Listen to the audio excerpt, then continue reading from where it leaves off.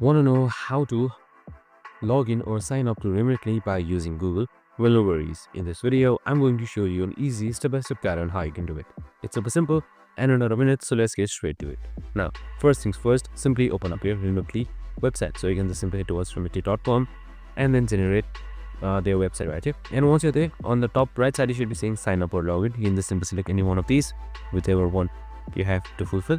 And once that is done, your interface should open up. So it will look something like this. Now you can just simply select continue with Google, it will be right here, or continue with Apple. Since we are doing continue with Google, just simply select continue with Google right here. And once that is done, your Google account should open up. You can just simply choose any account. And if you had previously logged in, you should be automatically logged in. If not, you should be selecting continue and agree to its terms and conditions, and you should be good to go. And that's it. Super simple and easy. This is how you sign in with Google in Remitly. I hope this video helped. If it did, make sure to like, subscribe, and tune in with us for more of these videos. Have a good day and see you in the next one.